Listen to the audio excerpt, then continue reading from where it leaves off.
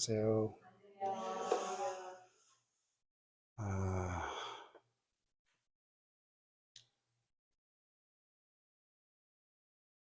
제가 오늘 아침에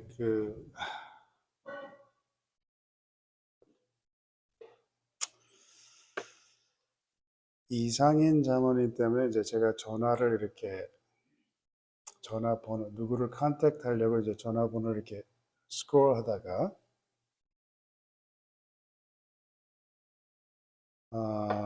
제 친구 전화를 우연하게 보게 됐어요. 오랫동안 제 친구 전화번호를 보지를 않았는데 제가 우연하게 보면서 이 친구 연락처가 내한테 지금도 있네 하는 그런 생각이 있었는데 집을 나오기 전 갑자기 다른 친구한테 연락을 받았는데 제가 아침에 그 친구 이름을 보면서 어떤 생각을 했냐면 이 친구한테 연락을 한번 해봐야겠다 생각이 있었어요. 근데 다른 친구가 연락을 하면서 제가 아침에 봤던 그 친구가 뇌출혈로 지금 병원에 있다고 그래요. 저하고 이제 같이 동갑인데 PUC를 같이 다녔는데 그러더니 제가 조금 전에 교과 공부 때 제가 잠깐 나갔는데 문자를 받은 게 지금은 희망이 없어서 다 투부를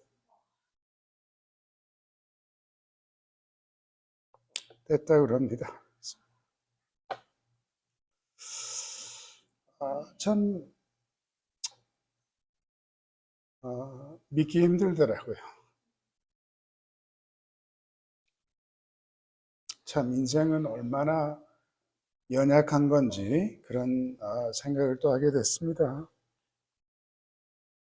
그러면서 제가 지금 병원에 계신 이상인 장로님을 생각을 하면서 그래도 참 정말 아까 말씀드린 것처럼 불행 중 다행이 아닌가 생각하면서 제가 여기 오늘 나오신 분들과 이 교회 분들을 생각할 때 참 소중하게 생각합니다. 정말. 그래서 제가 오늘 다시 생각을 했어요. 정말 소중하게 생각하는 분들에게 매일매일 정말 그런 표현을 해야 되겠구나 그런 생각이 들었습니다. 그래서 제가 생각할 때 이상인 장로님을 위해서 우리가 기도를 하면서 또 하나님께서 우리 기도를 들어주시기를 제가 바랍니다. 제가 지난 안식일에 복도를 걷는데 인파가 있어서 제가 기다려야 될 때가 있었습니다. 그래서 항상 이러면 어떨까 하는 그런 마음이 살짝 있었어요. 근데 성도님들은 마음이 어떠셨는지 궁금합니다. 네, 지난 안식일 오후 이제 제가 불타기 전에 계셨던 몇몇 분들하고 대화를 하는데 그분들이 이구동성으로 불타기 전에는 매 안식일마다 이렇게 북적였다 이렇게 이야기를 하면서 전에 출석했던 분들이 지난 안식일에 오셔서 같이 이렇게 뜻깊은 안식일을 지낸 것을 감사하게 생각한다라고 표현을 하면서 어떤 분이 저한테 이렇게 이야기를 하더라고요. 하늘에 올라가면 그 미니 리유니언, 하늘에서 일어날 그 재연에 약간 맛보기로 한 것 같다 이렇게 이야기를 하면서 그동안 보지 못한 사람들 다시 만나서 그런 사람들하고 같은 곳에서 하나님을 찬양하는 그런 만남을 미리 맛보는 느낌이었다 했습니다. 저도 그런 생각을 해봅니다. 여기 계신 모든 분들이 하늘나라에 올라가서 이분들이 같이 하나님을 찬양하는 그 자리에 정말 그 모세와 어린 양의 노래를 정말 우리 다 같이 부를 수 있다면 얼마나 감격스러울까 제가 그런 생각을 제가 해봤습니다. 그러기를 바랍니다. 잠깐 기도하고 시작하겠습니다. 아버지 하나님, 저희들 이 시간 주님의 말씀을 펴서 볼 때 주님께서 가차해 주시고 사단이 틈타지 말게 도와주시며 주님께서 천사로서 저희들 마음속에 저희 주님께서 원하시는 기별을 저희들에게 주시고 또 그 기별이 우리 마음속에 확실하게 자리를 잡는 그런 시간이 되게 도와주시기를 예수님 이름으로 기도합니다.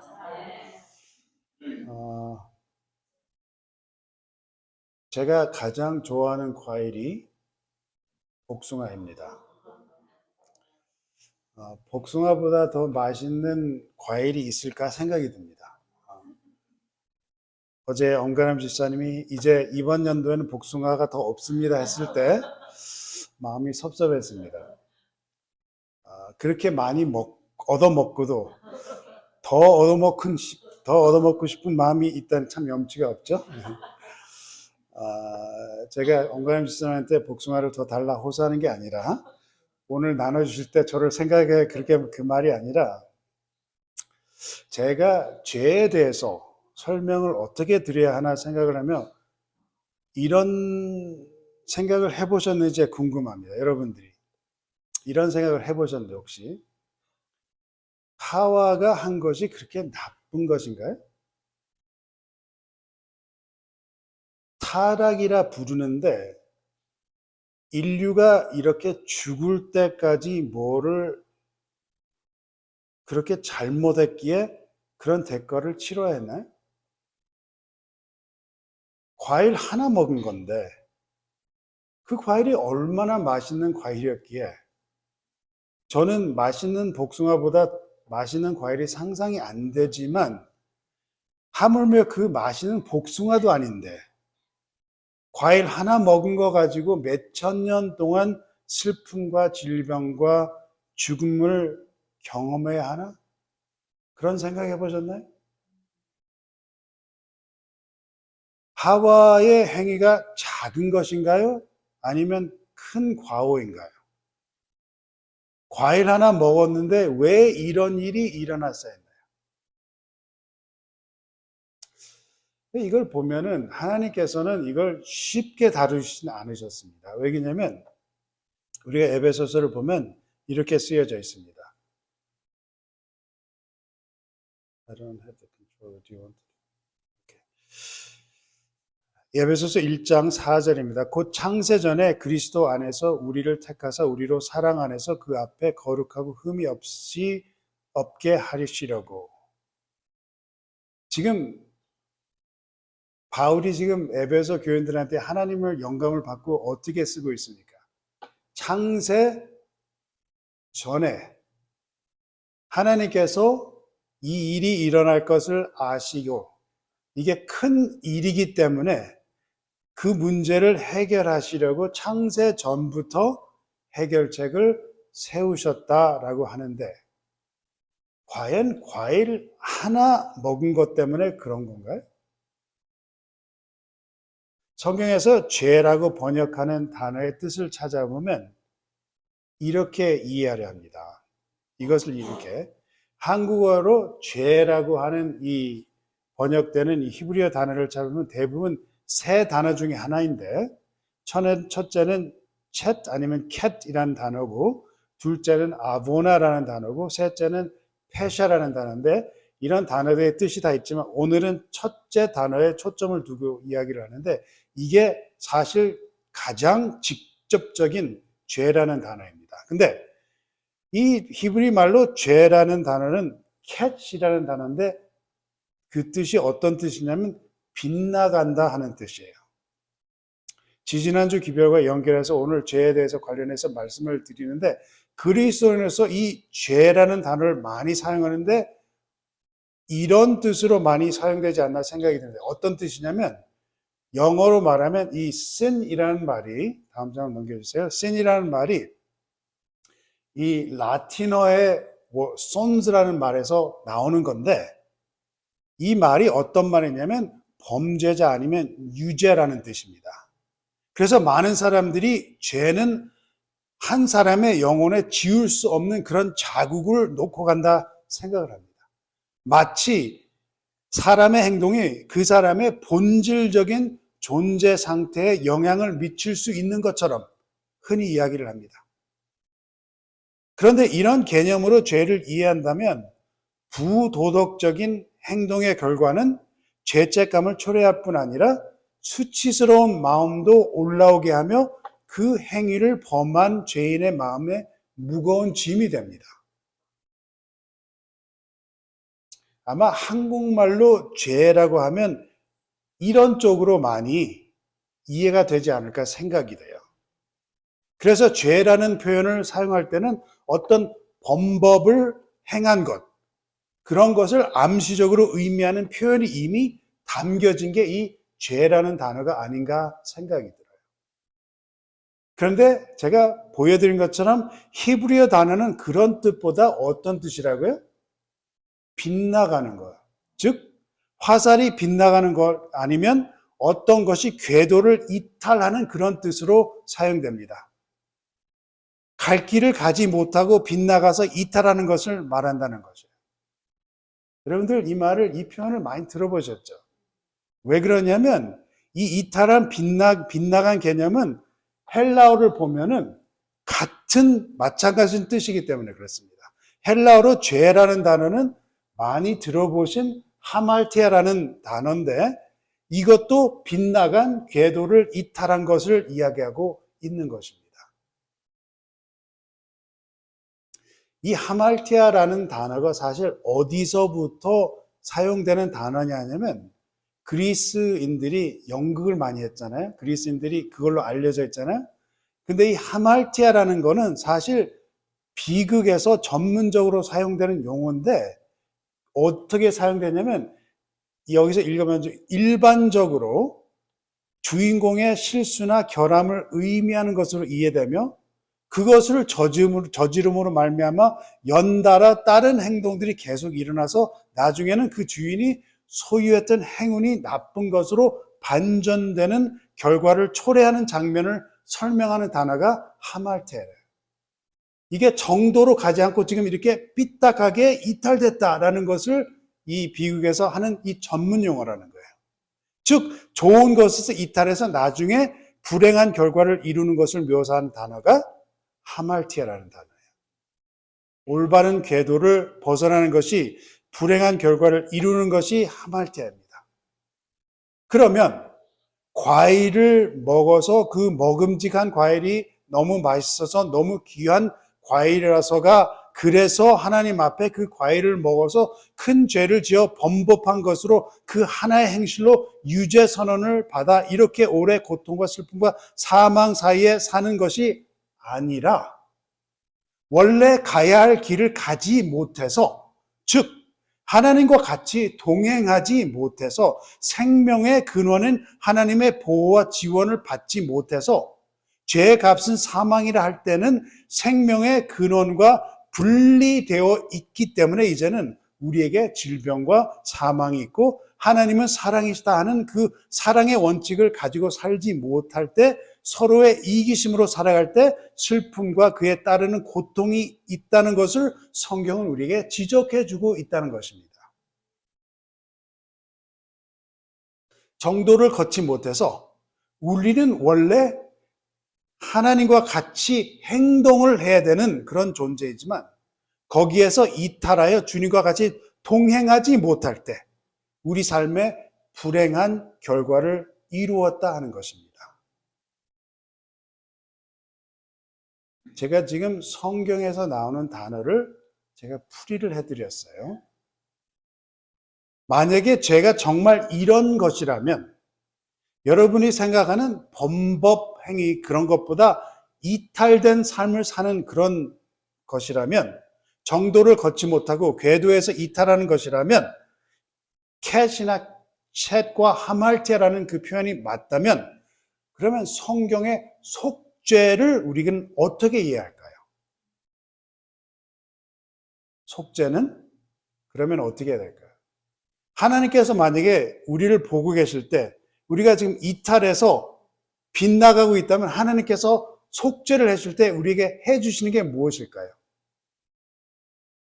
우리에게 길을 만들어 주셔서 통로를 허락해 주셔서 우리가 그에게 갈 수 없는 존재들이었지만 방법을 허락해 주셔서 하나님을 다시 만나서 하나님과 같이 동행하게 할 수 있는 걸 만들어 주신 거 그게 속죄라는 것입니다.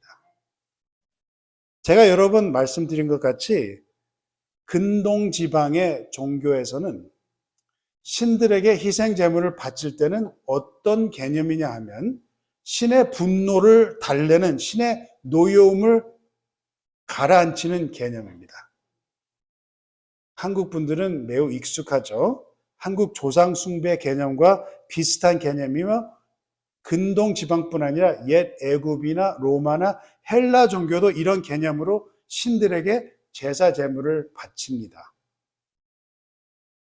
이스라엘 종교도 표면적으로 같은 개념인 것처럼 보입니다. 왜냐하면 성전 뜰에 들어가면 처음 보이는 것이 번제단이며 매일 거기서 제사가 드려집니다. 그런데 이스라엘 백성에게 주어진 제사 제도는 이 면에서 다릅니다. 이스라엘 속죄 과정을 보면 제사가 단순히 신의 분노를 진정시키는 것이 아니라 희생 제물의 목적이 있어요. 신을 위해서 바치는 게 아니라 바치는 자를 위한 것이라고 말을 해주고 있습니다. 신에게 바치는 게 아니라 지금 이 제사 제물은 바치는 자를 위해서 드려진다라고 성경은 해석을 해주는데 히브리서 9장 13절입니다. 염소와 황소의 피와 및 암송아지의 재로 부정한 자에게 뿌려 그 육체를 정결케 하여 거룩하게 하거든. 정결케 하여 거룩하게 만든다 합니다. 피가 정결케 하는 개념은 히브리서 9장에서 계속해서 볼 수 있습니다. 19절 모세가 율법대로 모든 계명을 온 백성에게 말한 후에 송아지와 염소의 피와 및 물과 붉은 양털과 의술초를 취하여 그 책과 온 백성에게 뿌려 20절 이르되 이는 하나님이 너에게 명하신 언약의 피라 하고 21절 또한 이와 같이 피로써 장막과 섬긴 일에 쓰는 모든 그릇에 뿌렸느니라. 율법을 쫓아 거의 모든 물건이 피로써 정결케 되느니 피 흘림 없은즉 사함이 없느니라. 제사 제도를 주셔서 이루시는 목적이 본인의 자아를 높이시고 본인의 경배함을 받으려 하는 그런 목적이 아니라 바치는 자를 정결케 해주는 목적이 있었다는 것입니다. 어떤 면에서 정결케 하는지 히브리서 9장은 계속해서 설명해 주는데 14절입니다. 하물며 영원하신 성령으로 말미암아 흠없는 자기를 하나님께 드린 그리스도의 피가 어찌 너의 양심으로 죽은 행실을 해서 깨끗하게 하고 살아계신 하나님을 섬기게 못하겠느뇨? 이를 인하여 그는 새 언약의 중본이 이는 첫 언약 때 범한 죄를 속하려고 주구사 부르심을 입은 자로 하여금 영원한 기업의 약속을 얻게 하려 하심이니라. 여러분들 신의 분노를 타이르게 하려고 한 게 아니라 길을 만드셔서 정결하고 깨끗하게 하셔서 지금 네 가지 역할을 통해서 죄인을 위해서 이런 것을 이루신다는데 뭐예요? 네 가지 역할이 14절에서 그리스도의 피가 어떻게 해요? 우리의 죽은 행실에서 깨끗하게 하고 첫 번째, 그 다음에 살아계신 하나님을 섬기게 하며 15절에 범한 죄에서 속하려고 하고 또 영원한 기업의 약속을 얻게 하려 하는 이런 목적으로 피는 우리를 정결케 한다는 것입니다. 즉 제사가 드려지는 이유가 제가 말씀드린 것처럼 신을 위한 것이 아니라 신이 고기를 받아 먹고 그 먹은 고기로 만족해서 노여움을 푸는 것이 아니라 바치는 자의 죽은 행실에서 깨끗하게 하고 살아계신 하나님을 섬기게 하며 범한 죄를 속하려 하고 영원한 기업의 약속을 얻게 하려 하는 그런 이유로 제사가 드려진다 하는 것입니다. 제가 이걸 왜 3번이나 반복을 했을까요? 일반적인 종교에서 신에게 바치면 그때마다 어떤 거를 하냐면 위기를 모면합니다. 그죠? 신의 노여움을 가라앉히면서 그 위기를 모면하고 그 다음 신이 분노할 때까지 기다리는 그런 조마조마한 그런 상태에 있어요. 근본적인 관계가 달라지지가 않습니다. 신은 신이고 신의 노여움이 있을 수 있고 노여움의 대상은 인간이에요. 신은 신이고 인간은 인간이고 서로의 위치가 바뀌지가 않고 인간은 항상 그 분노하는 신의 노여움에 목숨이 달려있는 것입니다. 신분이 바뀌지가 않습니다. 항상 같은 제자리 걸음을 하고 있는 것입니다.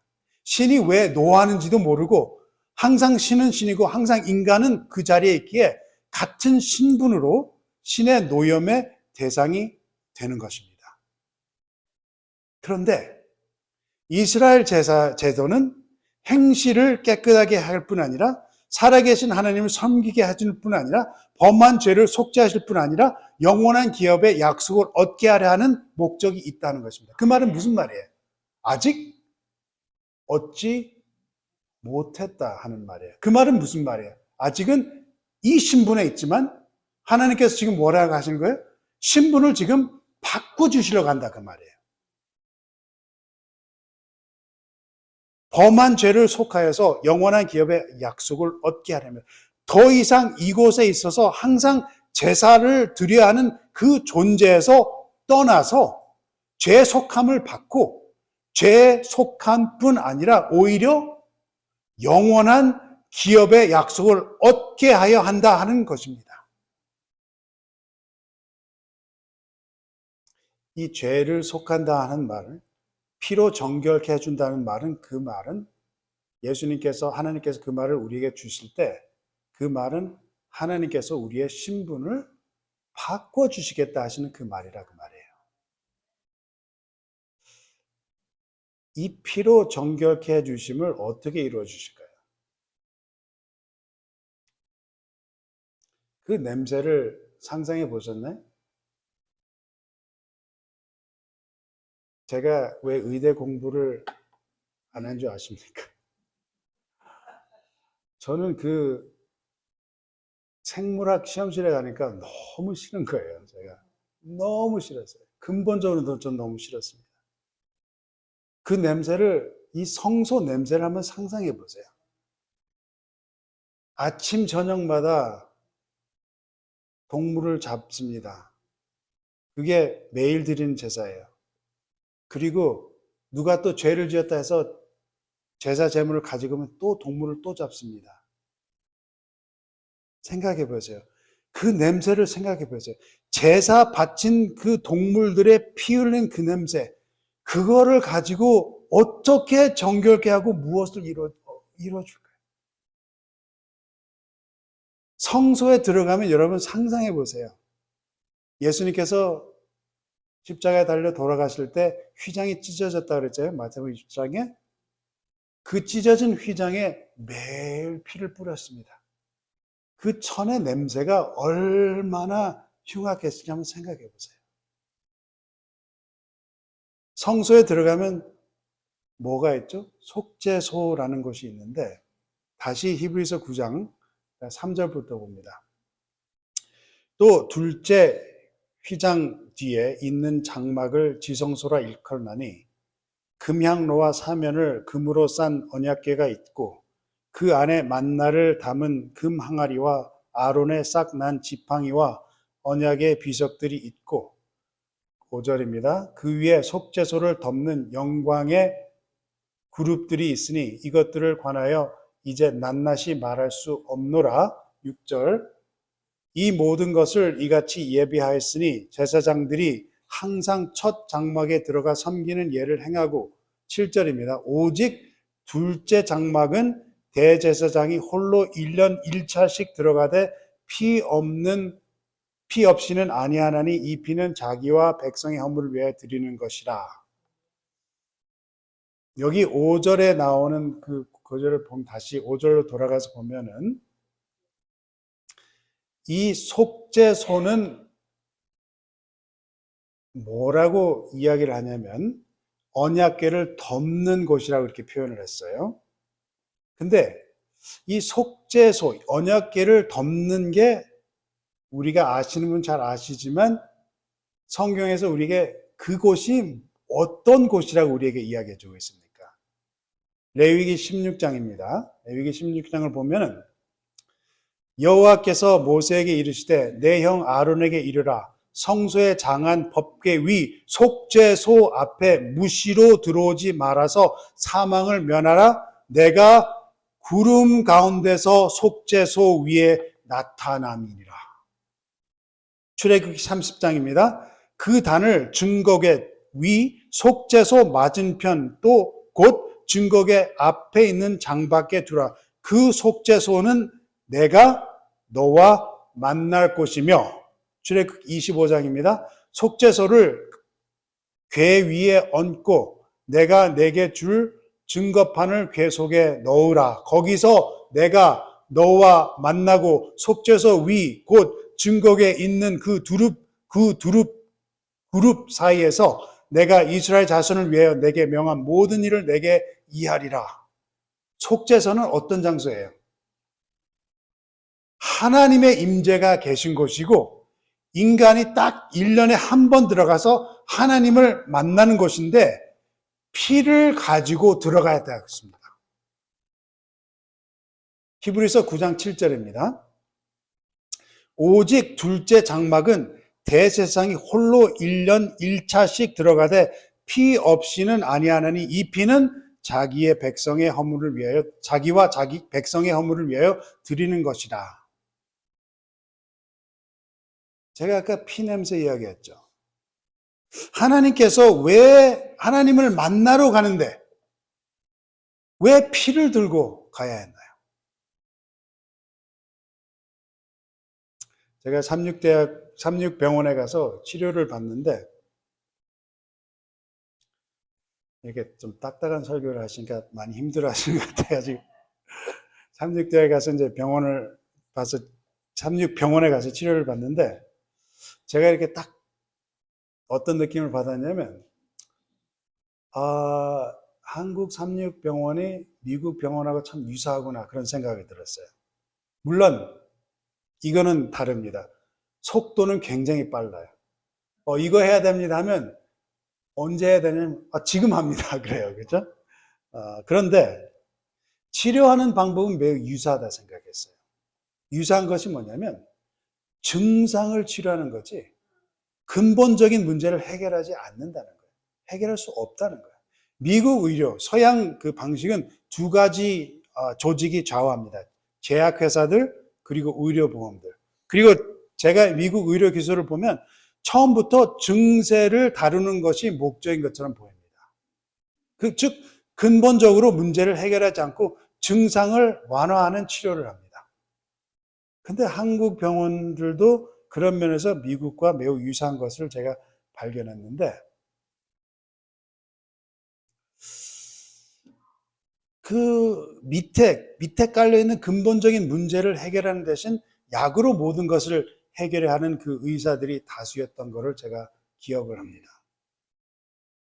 안타깝게도 지금 삼육병원이나 미국에 있는 우리 병원을 보면 일반 병원과 다른 것이 없는 것처럼 보이며, 우리 교회 학교인 로멀린다 교육을 봐도 일반 의과대학과 차이가 없는 것처럼 보이는데, 실은 이런 것으로 여러분들이 아시는 것처럼 의료 사업 때문에 켈로그하고 엘렌 화이트이 다투었습니다.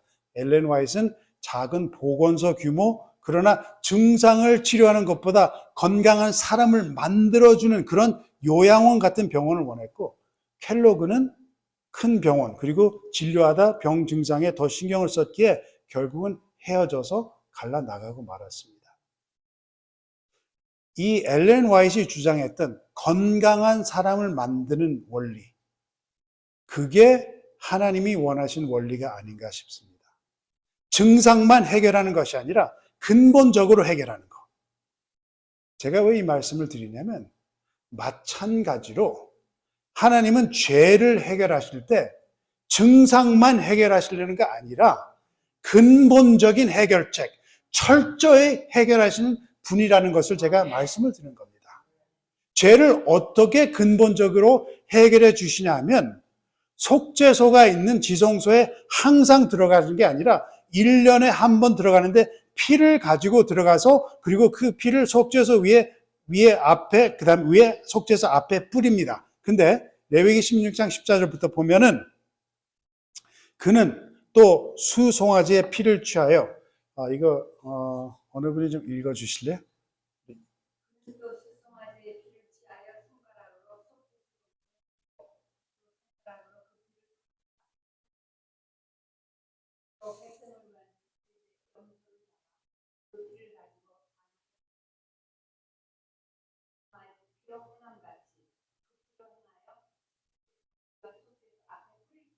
계속해서요.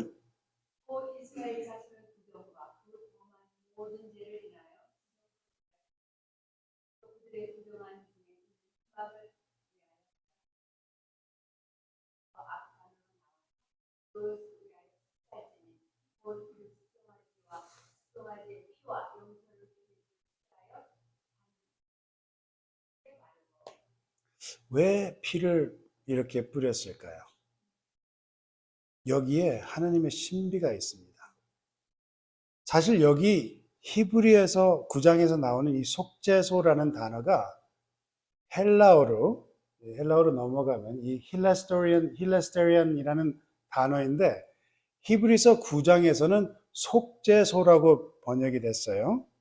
근데 같은 단어가 이 힐레스테리안이라는 단어가 속죄소라고 여기서는 속죄소라고 번역이 되지만 로마서 3장에서는 화목제물이라고 번역이 됩니다. 25절을 보면은 로마서 3장 25절을 보면 이 예수를 하나님이 그의 피로 인하여 믿음으로 말미암는 화목제물로 세우셨으니 이는 하나님께서 길이 참으시는 중에 전에 지은 죄를 간과하심으로 자기의 의로우심을 나타내려 하심이라. 화목제물. 그리스도의 피가 화목제물이라 표현이 되어 있어요. 희한하죠? 이게 여러분 생각해 보시기 바랍니다. 같은 단어예요. 속죄소라는 단어하고 화목제물이라는 단어가 같은 단어예요. 속죄소는 하나님의 임재가 있는 곳이고, 근데 그 같은 단어가 그리스도의 피, 화목제물이라고 표현이 되어 있는데, 다시 이야기하면 만남의 장소에서 사실 누구와 누구 사이에 만난다는 거예요. 하나님과 하나님 사이에, 하나님과 예수님 사이에 만난다는 거예요. 하나님의 임재와 그리스도의 피인 화목제물이 만난다는 것입니다. 근데 어떻게 해요? 우리의 죄를 업고 가는, 우리를 대신한 그 피, 그 의로운 피로 우리를 대신하여 바쳐지면 우리가 화목해지는 단어로 우리에 이야기해주고 있는 것입니다. 즉 성소는, 만남의 장소는 우리가 할 수 없기에 우리는 정도를 떠나서 궤도를 이탈한 존재에게 하나님을 만날 수 없지만 주님의 피가 우리의 죄를 업고 가서 하나님과 만나서 이제는 어떻게 된다요? 그 피가 다시 내려와서 우리를 정결케 한다는 것입니다. 레위기 16장 14절부터 다시 보면은 송아지를 취하여 피를 손가락에 가서 속죄소를 바르고 또 백성을 위해서 염소를 잡아 그 피를 바르고 그 다음에 16절부터 다시 보면 뭐예요? 곧 이스라엘 자손의 부정한 그 범한 죄를 위하여 지성소를 위하여 속죄를 하고 또 그들의 부정한 중에 있는 회막을 위해서 그같이 하고 그는 여호와 단 앞에 와서 속죄할지니 지금 어떻게 해요? 지성소에서 죄를 가지고 들어갔는데 하나님과 만나서 그 죄가 정결되면서 그 피가 다시 내려와서 어떻게 한다고요? 성막도 정결케 하고 번제단도 정결케 한다는 겁니다. 근본적으로 죄를 없애주신다는 거예요. 예수님의 피가 우리의 죄를 얻고 가서 하나님과 만나서 우리가 그 만남을 통해서 용서를 받고 그 피가 다시 내려와서 모든 것을 정결케 해준다는, 즉 죄를 도말시킨다는 이야기를 여기서 지금 하고 있는 거예요. 죄를 근본적으로 없애준다는 겁니다. 자, 이게 어떻게 가능하냐? 자, 제가 아까 말씀드렸죠?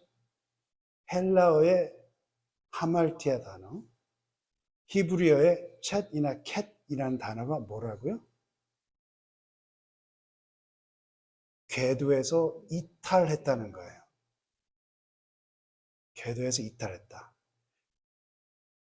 그리스도의 피가 우리를 업고 들어가서 우리가 뭐예요? 지성소에 가서 하나님을 만날 수 있다는 것입니다. 그리스도의 피가 하나님과 우리를 다시 연결시켜 준다는 거예요. 죄는 무엇입니까? 하나님과 부러진 우리의 관계, 궤도에서 이탈된 상태의 우리를 다시 올바른 관계로 회복시켜 주신다는 거예요. 죄를 도말시킨다는 것은 이제는 우리가 주님의 죄 피로 인하여 주님에게 나아갈 수 있는 관계를 다시 회복할 수 있는 것을 히브리서 4장 16절에서는 이렇게 이야기하고 주고 있는 거죠. 그러므로 우리가 긍휼하심을 받고 때를 따라 돕는 은혜를 얻기 위하여 은혜의 보좌에 앞에 담대히 나갈 것이니라. 이제는 우리가 주님과 새롭게 관계를 갖고 주님과 다시 동행할 수 있다는 것입니다. 이 말을 고린도후서는 이렇게 설명하고 있습니다. 이는 5장 19절이죠. 이는 하나님께서 그리스도 안에 계시사 세상을 자기와 화목하게 하시며 저희의 죄를 저에게 돌리지 아니하시고 화목하게 하는 말씀을 우리에게 부탁하십니다. 죄가 어떤 행위에 달려 있는 것이 아니라 우리 관계에 달려 있다는 것입니다. 제가 그래서 이제는 죄 지어도 된다 하는 그런 말이 절대 아니에요. 절대 아니에요. 성경의 성인 중에서 가장 두드러진 성인이라고 하면 누구라고 지적할 수 있을까요? 여러 성인들이 있지만, 위대한 성인들이 있지만 어떤 면에서 이 사람은 굉장히 두드러진 면이 있습니다. 가장 두드러진 사람이 에녹이 아닐까 생각이 들어요. 에녹에 대해서는 많은 말이 있지 않지만 성경은 이렇게 기록해 놨습니다. 창세기 5장입니다. 에녹은 65세에 무드셀라를 낳고 무드셀라를 낳은 후 300년을 하나님과 동행하며 자녀를 낳았으며 그가 365세를 향수하였더라. 에녹이 하나님과 동행하더니 하나님이 그를 데려가심으로 세상에 있지 아니하였더라. 그 다음에 히브리서 11장에 다시 에녹의 이야기가 나오죠. 믿음으로 에녹은 죽음을 보지 않고 옮기웠으니 하나님이 저를 옮기심으로 다시 보이지 아니하니라. 저는 옮기우기 전에 하나님을 기쁘시게 하는 자라 하는 증거를 받았느니라. 여기 참 좋은 말씀이죠. 에녹이 하나님을 기쁘시게 하는 자라고 했는데 에녹이 한 것이 무엇입니까? 하나님과 동행했다는 거예요. 이것이 우리의 비결이 아닌가 싶습니다. 우리의 죄는 이탈된 관계, 그 이탈된 관계를 하나님은 우리가 하나님과 화목할 수 있게 그리스도의 피를 허락해 주시며 그 이탈된 관계에서 우리에게 죄를 우리에게 돌리지 않으시고 구원의 길, 예수 그리스도의 십자가의 피를 통해서 우리가 하나님을 만나게 해 주셔서 관계를 회복해 주시는 것, 즉 우리에게 화목하시는 것을 성경에서 이야기하고 있는 것입니다.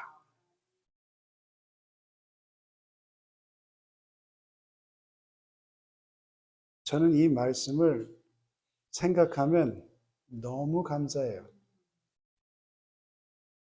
너무 감사해요. 하나님께서 저의 죄를 하나하나 일일이 계산하는 게 아니라 내가 하나님과 동행하고 있는지 아닌지. 근데 다시 제가 말씀드립니다.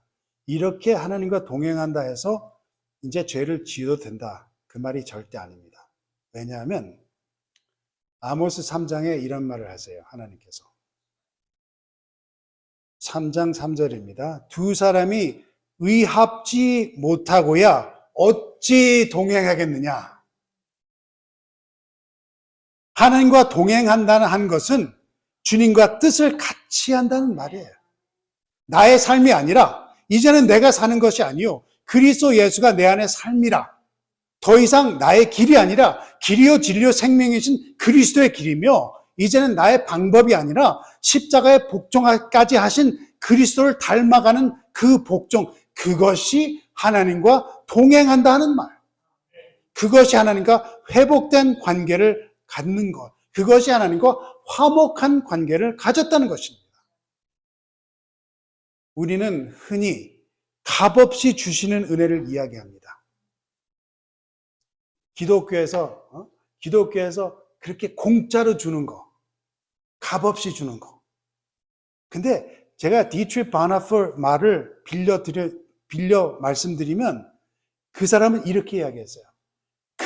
이제 그리스도가 부르신 것은 와서 뭐라고요? 죽으라고 하시기 위함이다. 여러분 생각해 보세요. 값없이 주시지만 대신 어떤 값을 원하십니까? 우리의 누추한 삶, 우리가 보잘것없는 삶, 지금도 그걸 꽉 붙잡고 있는 삶, 그거를 뭐라고요? 바치라는 거예요. 죽으라는 겁니다. 그리스도는 사람을 부르실 때 와서 죽으라 하신다는 거예요. 그러나 그 죽음을 통해서 어떻게 해요? 온전한 삶, 완전한 삶, 더욱 풍성한 삶, 주님을 만나는 삶, 주님과 함께 동행하는 삶을 주시겠다는 것입니다. 제가 정말 바랍니다. 주님께 가셔서 주님이 피 흘리신 이유, 주님이 우리를 업고 가시면서 속죄소까지 가셔서 그 뿌려진 그 피를 보시면서 그 주님의 희생의 십자가를 보시면서 그 피로 엎혀서 속죄소까지 가서 은혜의 보좌로 가셔서 하나님 아버지를 만나셔서 새롭게 주시는 삶을 경험하시면서 평생 주님과 함께 동행하시면서 화목하는 삶을 살아가시길 간절히 바랍니다.